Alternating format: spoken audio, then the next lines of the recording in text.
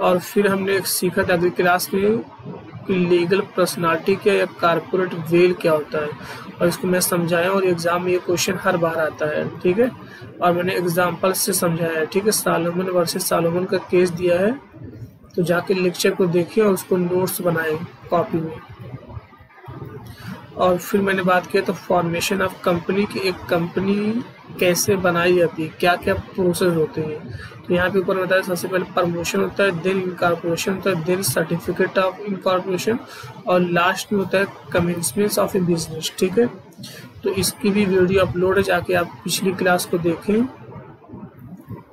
और फिर मैंने बताया था मेमोरेंडम ऑफ एसोसिएशन के बारे में कि ये क्या था, एक सुप्रीम डॉक्यूमेंट होता है, सबसे बड़ा डॉक्यूमेंट होता है कंपनी का। ये कंपनी को डिफाइन करता है, उसके कन्फाइन करता है, और इसके 6 क्लॉज थे। ठीक है, उसको मैंने डिटेल से बताया हूँ, तो जो स्टूडेंट इससे पहले का लेक्चर नहीं देखे जाके देखें। और कोई डाउट, ये सारे वो क्वेश्चन स्टूडेंट ध्यान दो जो एग्जाम में हर बार आ रहे हैं। ठीक है, तो अगर आप SPL वीर बहादुर सिंह पूर्वांचल यूनिवर्सिटी से हो या फिर महाराज सुहेल देव यूनिवर्सिटी से हो, ठीक है, तो अगर आप इन दोनों यूनिवर्सिटी से हो और आपकी, ठीक है, आपने सब्जेक्ट कंपनी लॉ लिया हुआ है, तो ये क्वेश्चन आपका मैंडेटरी आना। और ये उसके फॉर्मेट थे।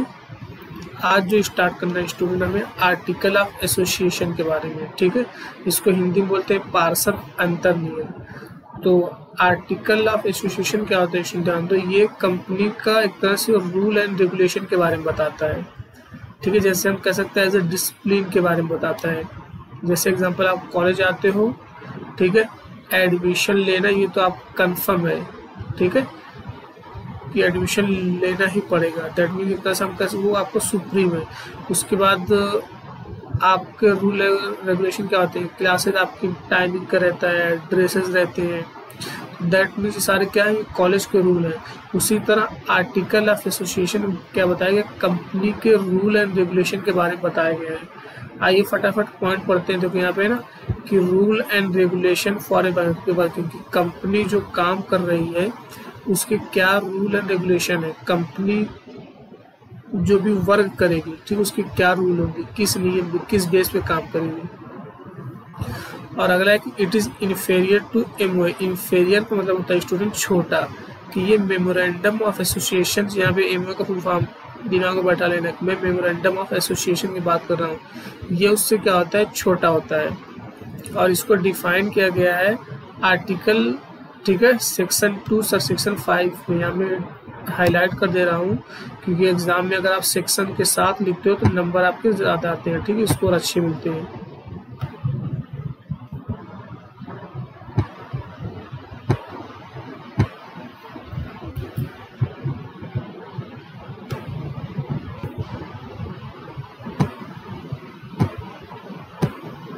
ठीक, देखो अगला, every company must have article of association. Her company के पास अपना आर्टिकल ऑफ एसोसिएशन होता है, ठीक है, जाहिर सी बात है, ठीक है, रूल तो हर कंपनी फॉलो करेगी।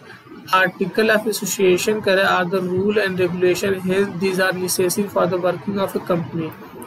तो जाहिर सी बात है कि मतलब कि कंपनी चलानी है तो उसके लिए कुछ नियम कानून होने चाहिए, ये जरूरी है। आगे लिखा है according to company act a format of article is given according to which frame by any company format is known as table A. Company act के हिसाब से जानते स्टूडेंट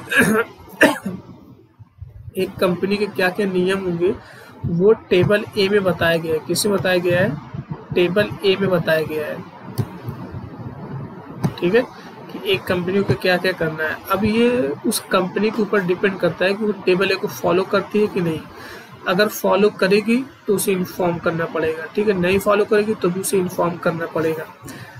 अगर वो इन्फॉर्म नहीं करती तो ऑटोमेटिक टेबल ए अप्लाई हो जाएगा।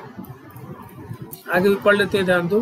देखो है ना, कंपनी में फुल्ली अडॉप्ट टेबल ए और कंपनी में पार्टली अडॉप्ट टेबल ए पार्ट, ठीक है, फ्रेम ओन इट्स आर्टिकल, यानी ये कंपनी के ऊपर डिपेंड है। कंपनी चाहे टेबल ए को पूरी तरह अडॉप्ट करे या पार्टली करे, ठीक है, यानी या पार्टली अडॉप्ट करे, पार्टली अपना खुद का कुछ रूल एंड रेगुलेशन बनाए, ये कंपनी के ऊपर डिपेंड करता है। लेकिन आगे देखो यहाँ पे देखो, if the company does not want to adopt table A then the company must mention regarding the non applicability of table, otherwise table A automatic apply. यानी अगर कंपनी टेबल ए को अडॉप्ट नहीं कर रही है तो उसे इन्फॉर्म करना पड़ेगा, और अगर वो इन्फॉर्म नहीं करती है तो वो ऑटोमेटिक क्या हो जाएगा, टेबल ए अप्लाई हो जाएगा, है ना। आगे article of association of a company are in favour, वही बात कर रहे हैं कि ये आर्टिकल ऑफ एसोसिएशन क्या होता है, मेमोरेंडम ऑफ एसोसिएशन से क्या होता है, छोटा होता है। और कह रहे हैं कि article of association are binding upon the company as well as its member, but article are not binding upon the outsider. जाहिर सी बात है कि जो आर्टिकल ऑफ एसोसिएशन है ये कंपनी के ऊपर अप्लाई होता है। जैसे मान लो कि आप यूनिफॉर्म पहन के होते हैं, ये क्या है, कॉलेज की स्टूडेंट पे अप्लाई होता है। अगर कोई बाहर ही आ जाएगा स्टूडेंट, मतलब कोई अभी नया एडमिशन लेने के लिए आया वो या किसी के साथ आया, उस पर कोई नहीं अप्लाई होगा।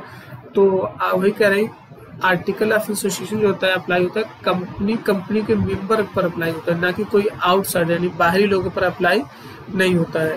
क्लियर। और ये उसका फॉर्मेट रहा। सबसे पहले सीरियल नंबर होता है, फिर name, address, number of share, signature, witness यानी गवाह। ठीक, तो ये छोटा सा टॉपिक था, आई होप आप लोगों को क्लियर हो गया होगा। ठीक है, मैं शॉर्ट में बता दे रहा हूँ आर्टिकल ऑफ एसोसिएशन क्या है। अगर 2 मार्क्स में आता है तो सबसे पहले आप सेक्शन के हिसाब से डिफाइन कर दो। सेक्शन 2 सबसेक्शन 5 में डिफाइन किया है कि आर्टिकल ऑफ एसोसिएशन क्या होता है, ये कंपनी के रूल एंड रेगुलेशन को बताता है। कंपनी के रूल एंड रेगुलेशन को बताता है, कंपनी की चलाने के लिए क्या क्या रूल होने चाहिए। ठीक है, और इसके लिए पूरा एक टेबल ए बना हुआ है। अगर कंपनी टेबल ए को फॉलो करती है, ठीक है, तो उसे मेंशन करना पड़ेगा, नहीं करती है तो भी मेंशन करना पड़ेगा, otherwise table A automatic apply हो जाएगा। और ये कंपनी के ऊपर डिपेंड करता है कि वो चाहे टेबल ए पूरा अडॉप्ट करे या पार्टली अडॉप्ट करे। ठीक है, पार्टली अपने हिसाब से मेंशन कर सकती है।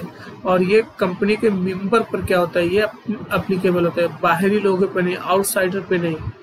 ठीक है, तो आई होप आप लोगों को लेक्चर पसंद आया होगा।